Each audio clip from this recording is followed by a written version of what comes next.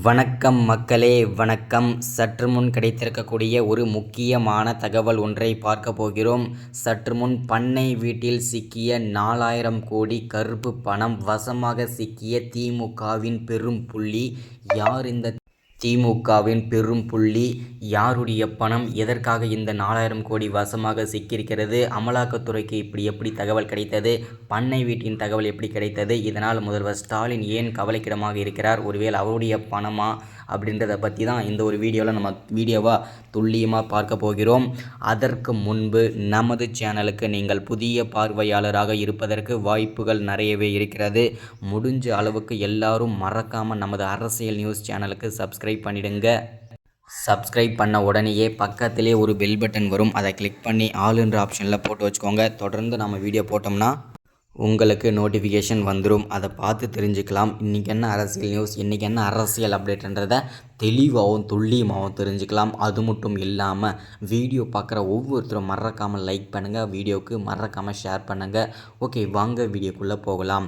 சற்று முன்பு கிடைத்திருக்கக்கூடிய ஒரு முக்கியமான பரபரப்பான அதிர்ச்சிகரமான சோகமான தகவல்னு கூட சொல்லலாம் திமுகவை பொறுத்த வரையிலும். ஏன் அப்படின்னு பார்த்தீங்கன்னாக்கா, கடந்த ஒரு 2-3 மாதங்களாகவே திமுகவுக்கு ஒரு கவலைக்கிடமான ஆட்சி தான். ஏன்னா பல துறை அமைச்சர்கள் அமலாக்கத்துறையிடம் சிக்கி சின்னாபின்னமாக ஆகிட்டு வந்துட்டுருக்காங்க.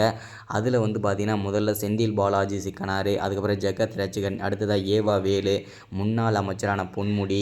இந்த மாதிரி பார்த்திங்கனாக்கா முக்கிய பொறுப்பில் இருக்கும் முக்கிய புள்ளிகள் எல்லாமே ஒவ்வொருத்தராக அமலாக்கத்துறையிடம் சிக்கி சின்னாபின்னமாக ஆகிட்டு வந்துட்டுருக்கும் நிலையில் தற்போது அந்த வரிசையில் மீண்டும் ஒரு முக்கிய புள்ளி, பெரும்புள்ளி, அதிர்ச்சிகரமான புள்ளி யாருன்னு பார்த்தீங்கன்னாக்கா, அமைச்சராக இருக்கும் துரைமுருகன் வீட்டில் தற்போது 4000 கோடி ஊழல் பணம், அதாவது கருப்பு பணம் பதுக்கி வைத்திருந்தது அமலாக்கத்துறைக்கு ரகசிய தகவல் கிடைத்திருந்தது. இந்த ரகசிய தகவலின் அடிப்படையில் தான் இந்த 4000 கோடியுமே அமலாக்கத்துறை முடக்கியிருக்காங்க. அது மட்டும் இல்லாமல் பல டாக்குமெண்ட்டுகளும் கிடைத்திருக்கிறது.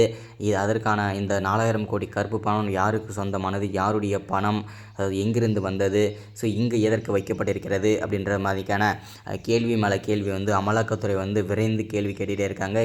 திக்குமுக்காக பதில் சொல்லும் அமைச்சராக இருக்கும் துரைமுருகன் அவர்கள், ஒருவேளை இது திமுகவின் முதல்வர் ஸ்டாலினோட பணமா இல்லை வேறு யாருடைய பணம்ன்ற மாதிரியும் கேள்வி கேட்டுட்ருக்காங்க. அது மட்டும் இல்லாமல் இன்னும் பல அமைச்சர்கள் சிக்குவார்கள் என்று அமலாக்கத்துறை அதிகாரப்பூர்வமாகவும் ரகசிய தகவல் அடிப்படையில் கொடுத்துருக்காங்க.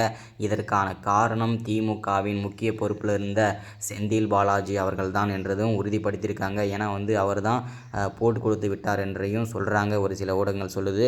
ஸோ நம்ம பொறுத்திருந்து பார்க்கலாம். மறக்காமல் நமது சேனலை சப்ஸ்கிரைப் பண்ணிவிடுங்க, லைக் பண்ணுங்கள், ஷேர் பண்ணுங்கள். தொடர்ந்து அடுத்த வீடியோவில் விவாதிப்போம். தேங்க்யூ.